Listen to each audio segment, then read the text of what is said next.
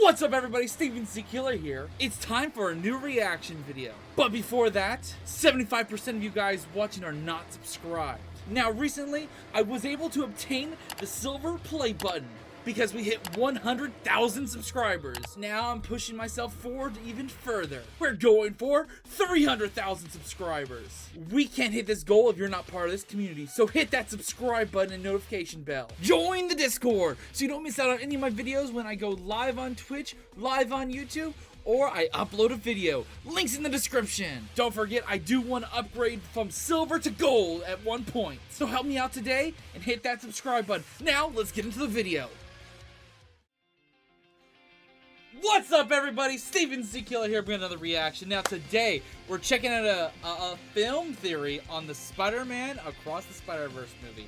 And apparently, the biggest threat for him is the MCU. I am curious to see where they're going with this, because this Spider-Man movie is by far my favorite Spider-Man movie of all time. I loved this movie so fucking much. I would even say, and you guys have your own opinions, and you guys may not agree with me, I put this on the same level, this movie on the same level as Infinity War.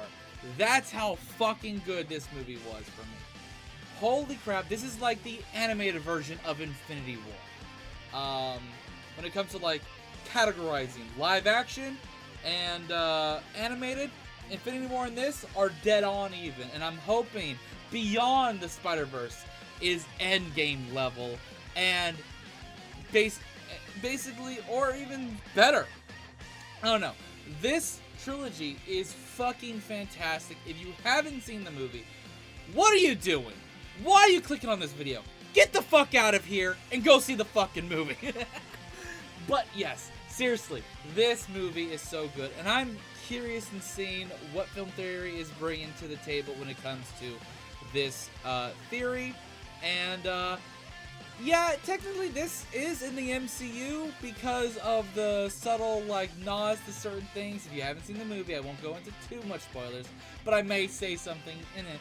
But at the same time, when we get into this video, spoilers all off, motherfucker, because it's been long enough. But we had like a hint for the Venom movie series in this Spider-Verse. We had, of course, Tom Holland talked about Spider-Man with Doctor Strange from Universe 999999, and also we had Tobey Maguire, Andrew Garfield Spider-Man, so many animated Spider-Man references from many different series, and it's just such a good fucking movie. I'm a big fan of this, and I can't wait for more. And not to mention, we only have to wait until March of March of next year, I believe. Correct me if I'm wrong, but I believe it's March or April of next year. And that is fantastic. I cannot wait, and I will be binge watching the first two movies before the third one, before I go see the third one comes out and everything. And I want all three movies. I want a collector's of all three movies. Oh! Alright, anyways, no more delay. Let's get in this video. Link will be down below in the description, of course. Like always, subscribe, like the original video, do all that good stuff, and show your support to Film Theorist's channel. And if you guys enjoy what you see here today as well, subscribe to my channel, hit the notification bell, do not miss out on anything, and also join the Discord. I will now be doing live streams every weekend on my main YouTube channel. Weekday streams will be over on Twitch. So if you guys want to be part of those streams on the weekends, make sure not to miss out on anything, because there will be live reactions where people can request things live, and also spooky, scary games that involve FNAF related stuff and other things, fan-made, and just more. So anyways, let's get into this video and enjoy it right now. You know, in a movie that's wild enough to include a T-Rex Spider-Man, a cat Spider-Man, a Lego Spider-Man, and Peter parked car the Spider-Mobile, you'd think they'd be smart enough to include literally the single best Spider-Man ever put to screen. I am, of course, talking about Spider-Man, the Japanese Sentai Spider-Man with the single best costume, a giant robot. He's also got himself a theme song that slaps. I thought they made a reference to him, at least. We were robbed, I tell you. Robbed. Robbed!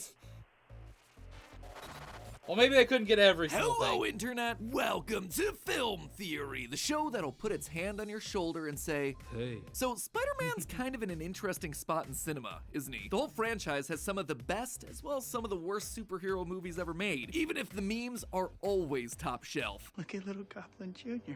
Gonna cry? But one movie I don't think anyone saw going as hard as it did, 2018's animated Into the Spider-Verse, telling the story of Miles Morales as he takes up the mantle of Spider-Man after his Peter Parker is killed. Thankfully, he gets himself a ton of help figuring out what to do in the form of spider people from various different universes dragged into Miles' dimension by the movie's big bad. What felt like it could easily have been a cynical cash grab turned out to exceed everyone's expectations. It's considered to be one of the best, if not the single best Spider-Man movie ever made. It's beloved by critics, it made a killing at the box office, it won all the awards. I agree with that. So when we all heard that it was getting a pair of sequels and Across and Beyond the Spider-Verse, let's just say that those movies had a lot to live up to. And thankfully, the recently released Across the Spider-Verse is great. Seriously, when this movie first got teased, I was concerned that it was just...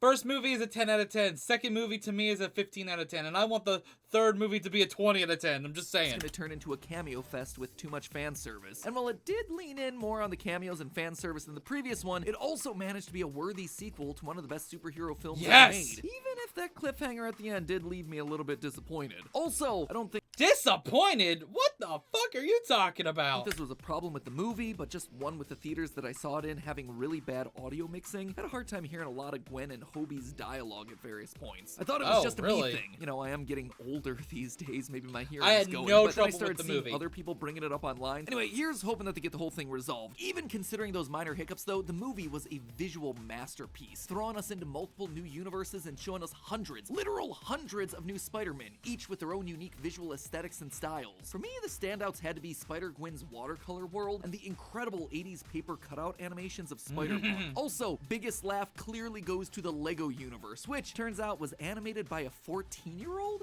That was so awesome to find out You about. guys are so talented. Without a doubt, Across the Spider-Verse took all the ideas from the first film and turned them up to 11. Spoiler warning for Across the Spider-Verse in case you didn't figure it out by this point. After the events of several recent movies, including Into the Spider-Verse, Spider-Man No Way Home, and Doctor Strange in the Multiverse of Madness, which yes, Doctor Strange is specifically called out in this movie. Don't even get me started on Doctor Strange and the little nerd back on Earth 1999. Holes have started showing up throughout the multiverse. These have let bad guys slip into alternate dimensions and wreak havoc. In response, Miguel O'Hara, the sci-fi Spider-Man 2099, has set up the Spider Society to help police the multiverse and bring all these villains home. But when Miles wants to join the Spider Society, Miguel refuses him at every step, because Miles is actually part of the problem. He unintentionally created the Spot, a multi-dimensional villain, and the events of Into the Spider-Verse were never supposed to happen. Miles was not supposed to be bitten by the radioactive spider. His world's Peter Parker was not supposed to die. Miles was never supposed to take on the role of Spider-Man in the first place. What's even worse, that spider that bit Miles wasn't even from his universe. So Miles is the original anomaly that started knocking over all these dominoes. So to help set things straight, Miguel and his Spider Society are trying their best to, quote, restore the canon, to make things right by ensuring that the big events that are supposed to happen to every Spider-Man across every world actually happen. And if they don't, well then the multiverse itself could collapse. You know, no pressure. But see, loyal theorists, I have a problem with his line of logic. It doesn't sit right with me given everything that we see both in this movie and throughout the wider multiverse that this movie sits within. I think Miguel is making a huge mistake here. I think he's wrong about the whole I agree canon with that events too. thing. I also think he's wrong about Miles being the real danger of all of this. And that error is ultimately going to destroy everything that we love about every superhero movie if they don't set things right. We're not only looking at the collapse of the Spider-Verse here, we are looking at the end of the Marvel Cinematic Universe. So change into your Spider-Sonas, friends, and let's swing into it. Within the film, we're introduced to the idea of canon events. According to Miguel, these are fixed events in time that must happen for a universe to remain stable. Basically, it's the explanation for why so many different versions of Spider-Man across so many different stories all experience the same things. They had to happen for that universe to exist. Now, they don't outright give us an explicit list of canon events that have to occur for all the Spider-Man, but they do show us images of several others within the web of life and destiny. The ones I spotted included a spider bite giving someone superpowers, the death of an Uncle Ben-esque figure teaching Spider-Man the lesson that with great power comes great responsibility, connecting with a love interest, sometimes with an upside-down kiss in the rain, a wedding to a love interest, a symbiote creating a nemesis, throwing the Spider-Man costume away, and being crushed by rubble before finding the strength to lift it. Gwen also mentions that in every other universe, Gwen Stacy falls for Spider-Man, and in every universe it doesn't work out, so that one may or may not be a canon event as well. But the big one, the one that applies the most to this particular story, a police captain close to Spider-Man dies, usually by trying to save a child from falling debris. This is where the main conflict of the story comes in. Miles' dad is about to be sworn in as captain of the NYPD, and obviously he doesn't want his dad to die, but you apparently can't bypass a canon event, and Miguel refuses to let Miles leave to save his father's life. This is something that Miguel had to learn the hard way. According to Miguel, he wanted to be happy with a family, and so he found himself a universe where that universe's version of him had been killed. He then stepped in and secretly replaced his dead self. It sounds complicated, but basically he just pulled a Rick and Morty. In fact, for being honest, this whole movie is just pulling one big Rick and Morty, Spider Society, Citadel of Ricks much. It's not a bad thing, I'm just saying. Anyway, Miguel stepping in was an issue since his death was considered to be a canon event in that timeline, leading to that universe collapsing. People were erased from existence, including Miguel's daughter, who disappeared in his arms. By the end of it all, the universe was gone, leaving Miguel devastated and determined to make sure that it never happened again. This threat also checks out in the movie too. As soon as Miles saves Captain Singh in Mumbattan and bypasses the canon event there, a dark hole starts swallowing up that world. All of this sets up a great conflict between Miles and Miguel for the rest of the movie. Just like Miles, we don't want his dad to die, but just like Miguel, we don't want that universe to collapse either. But here's the thing, when I really sat down and started thinking about this, the whole canon events thing, problem of, first of all, I have a lot of questions about Miguel's story. It's the problem of one life over the many kind of situation for the whole plot point here. He claims that the universe with his family collapsed because he bypassed a canon event. So does that mean that Miguel's death was a canon event? But who then was it a canon event for? Was he the Uncle Ben or the police captain in this situation? Or was he just some random guy? Was he the Spider-Man of that world? He has the powers in the title after all. Would that then mean that Spider-Man's death is a canon event? That shouldn't be the case since Miguel later yells at Miles for getting the Spider-Man of his world killed. And considering how much Marvel, Disney, and Sony want to milk this character until the end of time, something tells me that Spider-Man's death is not going to be a corporate-approved canon. From my understanding, though, once the third movie drops, the makers of the trilogy said that they're tired. They're not going to make another.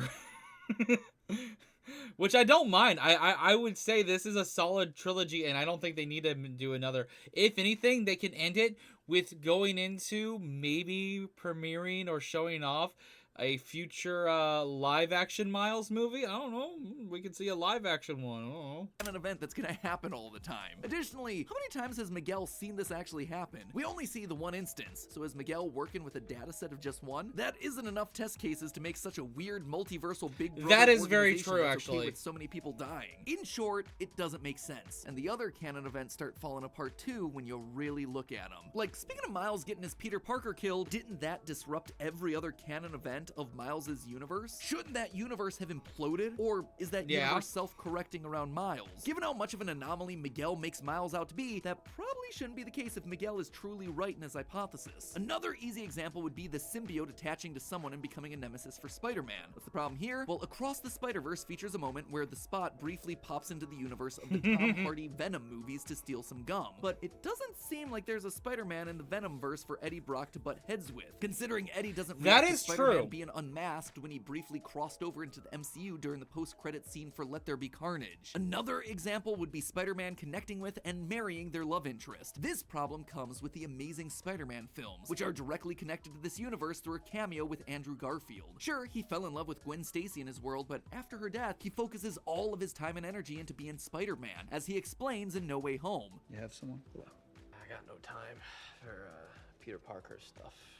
That is years without a love interest, without building any sort of a relationship. That's without actually a true wedding, too. I didn't even etc., think about etc. that. And yet, as far as we can tell, the world of the Amazing Spider-Man still hasn't collapsed nearly a decade after we last saw it. Thirdly, we gotta talk about the Uncle Ben moment. This death is supposed to be a massive world-shaking event that sets Spider-Man on his path, teaching him all about power and responsibility. Now, it doesn't literally need to be a Ben Parker who dies. For Miles, it was Uncle Aaron. For Gwen, it was her friend Peter Parker. For Miguel, it looks like it was his daughter. But here's the issue that I find with all of this. Tom Holland's Peter Parker operates as Spider-Man in the MCU for literal actual years before he eventually has his Uncle Ben moment. Just to make sure that we're all on the same page here, the writers of the MCU Spider-Man movies have stated that Uncle Ben's death in the MCU did happen, but it didn't have the same impact on Holland's Peter Parker as the others across the multiverse. Instead, the importance of this moment was shifted onto Aunt May in Spider-Man No Way Home. Now, you might be thinking, Very it true. happens eventually, so we're all good, but are we just gonna ignore the timeline here? In every other dimension that we've ever seen ever, this Uncle Ben moment happens within months, even days after he's bitten by the spider. And across the Spider-Verse, Paviter Prabhakar has been operating as Spider-Man for just 6 months. And clearly, he's already had his Uncle Ben moment. The Maguire, Garfield, and Miles Morales Spider-Man have all had their uncles die within just days of getting bit. And yet, the MCU isn't on the brink of collapse because Spider-Man hasn't had his Uncle Ben moment as quickly as all the other universes. But the thing that really drove the nail into the coffin for me, one of the biggest of these so-called canon events has to be a spider biting someone and giving him powers. So that universe has a Spider-Man to begin with, right? Well, we see the spider bite as the first canon event that's explained to Miles. And yet, at the end of the movie, when we visit Earth 42, the world where Miles' spider came from, that doesn't have a Spider-Man.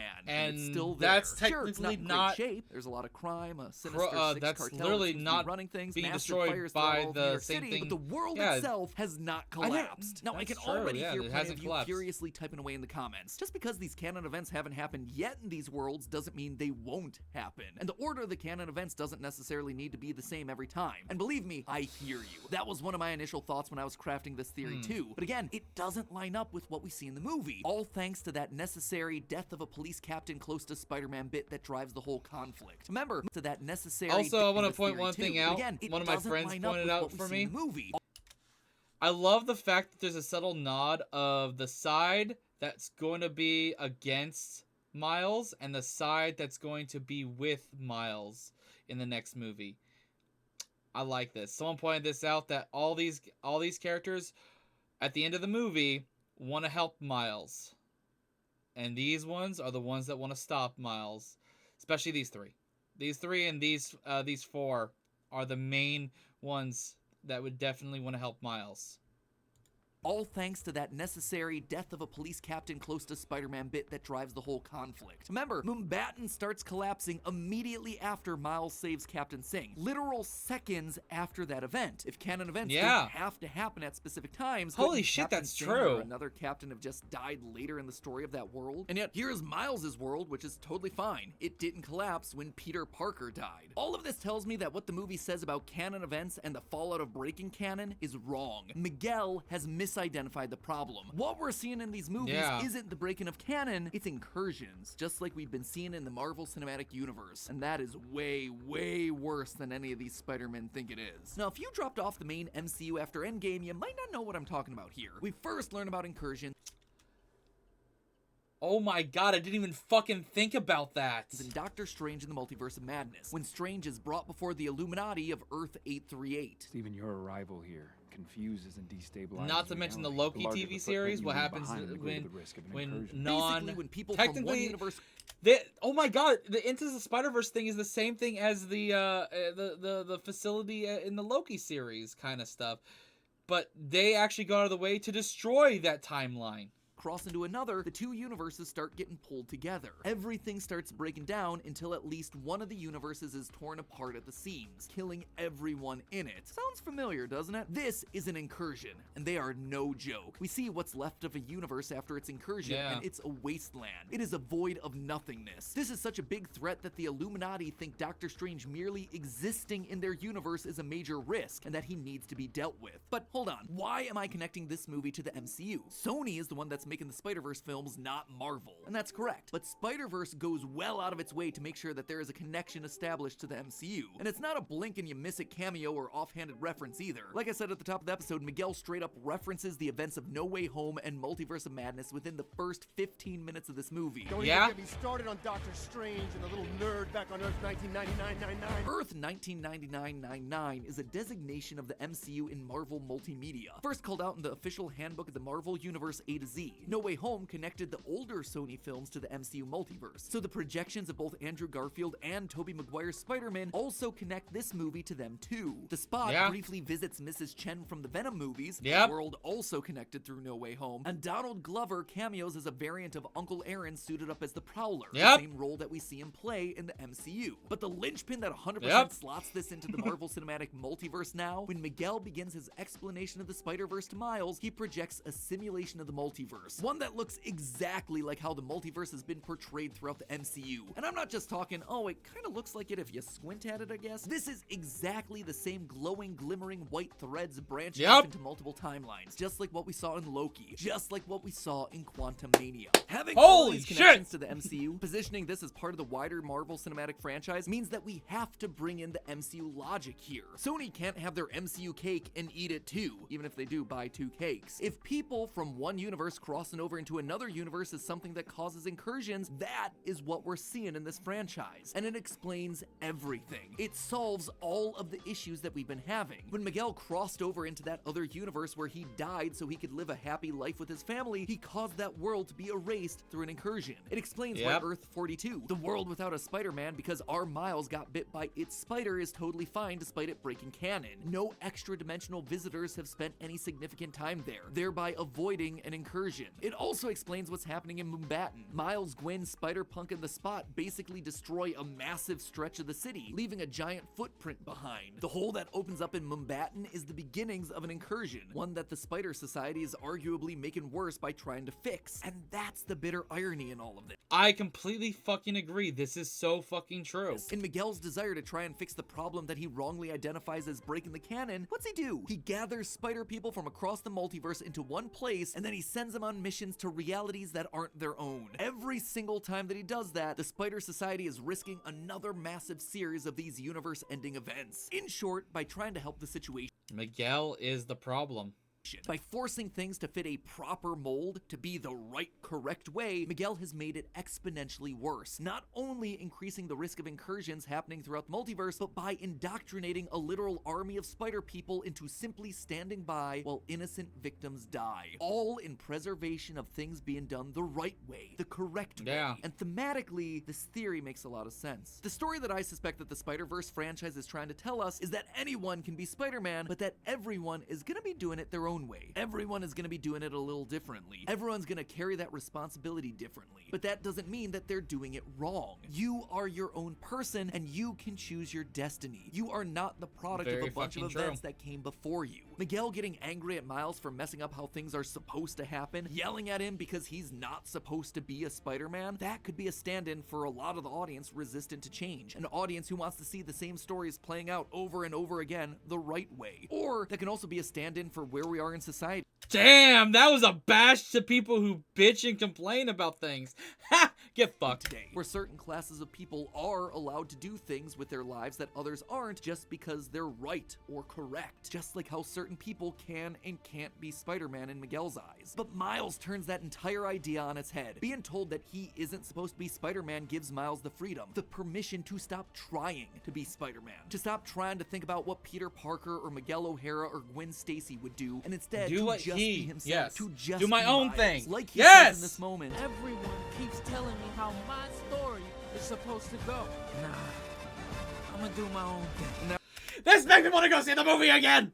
Right there, that is the most heroic lesson that any Spider-Man across any of the universes can possibly teach. But hey, being Spider-Man has to be rough on the body, especially with that. That was awesome. I'm assuming this is a that is such a transition to yeah, that's a transition to some type of sponsor. Anyways, that was awesome. I'm gonna go see the movie now. I'm gonna go see it again. Maybe 3 more times. I want to see it again. All right, guys, I don't have a problem. I love this movie too much. I know, but I don't have a problem. This was awesome. I want to say it again. Thank you guys for watching. Hope you guys enjoyed this reaction. If you guys want more or have suggestions like this, please comment down below. Join the Discord, post a reaction idea section, and don't miss out on my live streams. Till then, later!